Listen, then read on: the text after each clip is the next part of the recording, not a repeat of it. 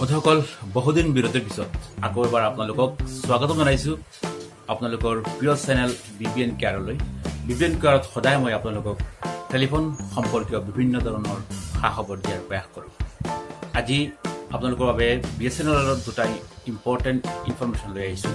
যদি আপুনি এজন BSNL ইউজাৰ হয় তেন্তে আজিৰ ভিডিঅ' সম্পূৰ্ণৰূপে আপোনাৰ বাবে।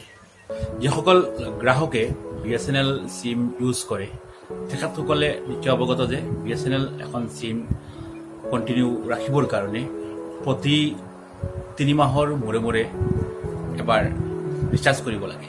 3 মাহ বৃদ্ধি কৰাৰ বাবে আমি 17 টকা বা 19 টকা অথবা কাৰোবাৰ 21 টকাত ৰিচাৰ্জ কৰিব লাগিছিল। আৰু এইখিনি ৰিচাৰ্জ প্লেন যদি আমি আমাৰ মোবাইলত ৰিচাৰ্জ কৰাওঁ তেন্তে 90 দিনৰ কাৰণে আমি ভেলিডিটি লাভ কৰিছিল। বৰ্তমান BSNL এই আগৰ যিকেইটা ৰিচাৰ্জ প্লান আছিল 17 টকা, 19 টকা আৰু 21 টকা, সেইখিনি সম্পূৰ্ণৰূপে চেঞ্জ কৰি বৰ্তমানে 36 টকা আৰু 37 টকা কৰি দিছে। এয়া নিশ্চয় BSNL ইউজাৰসকলৰ বাবে এটি বেয়া খবৰ, কাৰণ 17 টকাৰ ঠাইত আপোনালোকে এতিয়া 36 টকা বা 37 টকা ৰিচাৰ্জ কৰাব লাগিব। আৰু এইখিনিৰ ভেলিডিটি আপোনালোকে একেই পাব, 90 দিনৰ ভেলিডিটি পাব যদি 36 টকা ৰিচাৰ্জ কৰায়। আৰু ইয়াৰ লগত পে পাৰ ছেকেণ্ড এটা প্লেন আছে, সেইটো আপোনালোকৰ এক্টিভেট হৈ যাব। আৰু 37 টকা যিটো আছে সেইটোৰ লগত পাৰ মিনিট হিচাপত আপোনালোকৰ কল ৰেট হৈ যাব। এইখিনি নিশ্চয় BSNL ইউজাৰসকলৰ বাবে এটি বেয়া খবৰ, কাৰণ আগতে 17 টকাত 3 মাহৰ ভেলিডিটি আমি লাভ কৰিছিলোঁ, কিন্তু বৰ্তমান আমি এই একেই ভেলিডিটিৰ কাৰণে আমি দিব লাগিব 36 টকা অথবা 37 টকা। কিন্তু এইখিনিতে আৰু এটা ভাল খবৰ আছে, যদি আপুনি 36 টকা বা 37 টকাত ৰিচাৰ্জ কৰায় তেন্তে এই দুইটা ৰিচাৰ্জ প্লানৰ লগত আপোনালোকে 90 দিনৰ ভেলিডিটি পোৱাৰ লগতে 50 মিনিট লোকেল STD কল ফ্ৰী পাব।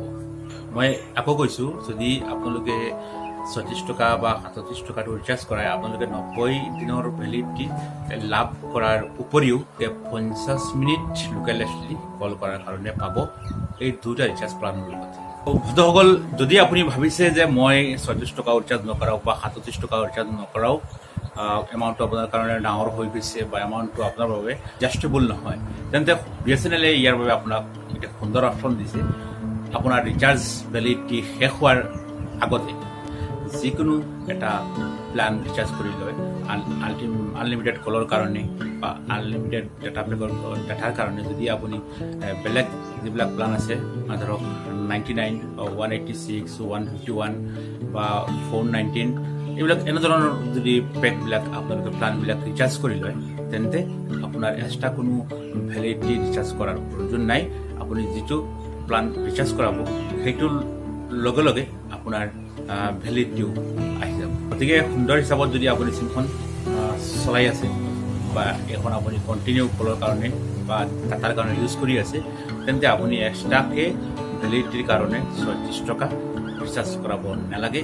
অকল আপুনি এটা কথা মন দিব লাগিব, আপোনাৰ ভেলিডিটি শেষ হোৱাৰ আগত আপুনি যিকোনো এটা প্লান ৰিচাৰ্জ কৰাব লাগিব, যি প্লান আপুনি জেনেৰেলি ডাটা পেক অথবা কলৰ কাৰণে সদায় ৰিচাৰ্জ কৰায়।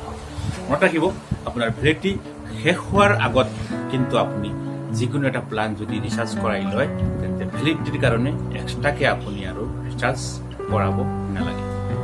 এইখিনি আছিল আপোনালোকৰ লগত আজি মোৰ BSNL সম্পৰ্কে দুটা গুৰুত্বপূৰ্ণ ইনফৰমেশ্যন আপোনালোকৰ লগত শ্বেয়াৰ কৰিলোঁ। প্ৰথমটো আছিল ৰিচাৰ্জ প্লান বৰ্তমান 17 টকাৰ ঠাইত আপুনি 36 টকা বা 37 টকা ৰিচাৰ্জ কৰাব লাগিব।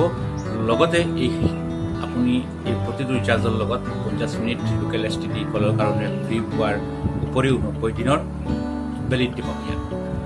আৰু যদি আপুনি এইখিনি ৰিচাৰ্জ কৰাব নিবিচাৰে তেন্তে আপোনাৰ ভেলিডিটি শেষ হোৱাৰ আগতে অন্য যিকোনো ৰিচাৰ্জ প্লান যদি আপুনি ৰিচাৰ্জ কৰি লয় তেন্তে সেই প্লান অনুসৰি আপোনাৰ ভেলিডিটিটো আহি যাব। এয়া আছিল আপোনালোকৰ লগত BSNL সম্পৰ্কে গুৰুত্বপূৰ্ণ দুটা বিষয়। ভিডিঅ'টো চাই কেনে পাইছে নিশ্চয় কমেণ্ট কৰি জনাবলৈ কিন্তু নাপাহৰিব। আৰু এনেধৰণৰ টেলিফোন সম্পৰ্কীয় বা অন্যান্য গুৰুত্বপূৰ্ণ ইনফৰমেশ্যন পাবৰ কাৰণে আমাৰ চেনেলটো আপোনালোকে অনুগ্ৰহ কৰি ছাবস্ক্ৰাইব কৰাৰ লগতে কিবা পৰামৰ্শ থাকিলে, কিবা জানিব লগা থাকিলে নিশ্চয় কমেণ্ট কৰিব। আমি যথাসম্ভৱ আপোনাৰ প্ৰশ্নৰ উত্তৰ দিয়াৰ প্ৰয়াস কৰিম। আজি মই বিলাল আহমেদে আপোনালোকৰ পৰা বিদায় লৈছোঁ। সকলো দিনটো ভালে হওক, সুন্দৰ হওক, সুস্থ হওক, এই কামনা ৰাখি আহিছোঁ। Goodbye, take care.